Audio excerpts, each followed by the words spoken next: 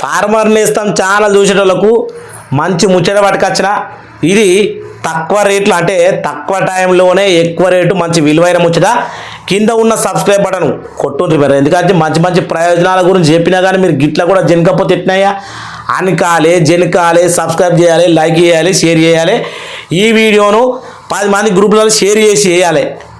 ఏం చేస్తారో ఏమో. ఇక మనకు ఒక్క ముచ్చటి కాదు, సన్న బియ్యము అట్నే మంచి నూనె, ఉప్పులు, పప్పులు అన్నీ ఇవ్వబోతా ఉన్నదంటే ప్రభుత్వం ఎప్పటి నుంచి ఏం కథ, ఏం లెక్క, ఏం ముచ్చట, ఏం తర్వాయి అనేది పట్టుకొచ్చిన. ఈ ముచ్చట్ను తెలంగాణలో ఉన్నటువంటి 33 జిల్లాలకు అందరికీ వర్ధించబోతా ఉన్నది ఏప్రిల్ 1వ తారీఖు నుంచి. మనం గోనెలు పట్టుకొని పోయి చిన్న ఉన్నప్పుడు అగ్గిపెట్టె, గుగ్గిపెట్టె, కోడి, కొంగ, నవ్వో, నాటో, బయటో, చెంచో అని తెచ్చుకున్నాం చూడు.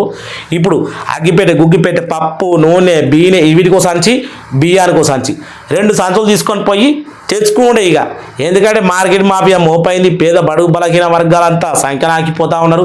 చేతుల పైసలేమో పెరుగులేదు, కూలీనాలి రేట్లు పెరుగులేదు, వడ్ల ధరలు పెరుగులేదు, మక్కల ధరలు పెరుగులేదు, రైతులు చేసే పనులు కానీ ఇంకా ఉద్యోగాలు చేసేటోళ్ళు కానీ ఏం పెరుగులేదు. కానీ మార్కెట్ మాఫియాలో మాత్రం 100 అంటే 100 రూపాయల కిలో మంచి నూనె ఉంటే ఒక్కటే నా 140 అయింది.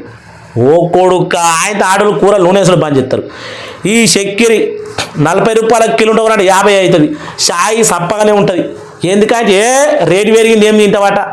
ఇటు కడుపు చంపుకునుడు, పైసలు కూడా కొట్టుకునుడు, ఇంకా ఏమేం గోసలు పెడతా ఉన్నారు. పప్పిత్తులు 4-5 ఉత్తులు వేసి షారు కాసి పెడతారు. పప్పెడు చూస్తే ఘోరంగానే. మరి కందిపప్పు తీసుకుంటామా, ఓ దాని రేటు 180 రూపాయల కిలో. మన 4-5 పప్పిత్తులు ఎత్తారు కదా. అప్పుడప్పుడు టమాటాలు అగ్గసగ్గాతి ఇంతంత షారు విసికి సాంబార్ కాస్తారు. ఎందుకంటే అగ్గచ్చినాయి మరి పప్పు లాంటి యాడికెళ్ళి పెడతాం పైసలని. గిసొంటి కథల గురించి ప్రభుత్వం ఏం తీసుకొచ్చిందంటే సబ్సిడీ ఆహార ధాన్యాలు, బియ్యము, గోధుమలు, చక్కెర, వంట నూనె వంటి నిత్యావసర వస్తువులు తక్కువ ధరలకు లభిస్తాయి. పేద కుటుంబాలు ఆహార భద్రత ఖర్చులపైన తగిన ఆర్థిక భారాన్ని అనుభవిస్తాయి. అంటే ఇది నేను చెప్తున్న ముచ్చట కాదు, ప్రభుత్వం చెప్పింది. ఇక ప్రస్తుతం తెలంగాణలో ఉన్నాయి 89,96,000 రేషన్ కార్డులు ఉన్నాయి. త్వరలోనే కొత్త రేషన్ కార్డుల పంపిణీతో ఈ సంఖ్య 1 కోటికి చేరుతుందని, రాష్ట్రంలోని పేదలకు ఆహార భద్రత పెరుగుతుందని భావిస్తున్నారు. ఇది ఇంకా మత్తుకున్నాయి. ఇక ఇళ్ళనియో వృద్ధులు మరియు వికలాంగులు పింఛన్లు కూడా రేషన్ కార్డుల మీద.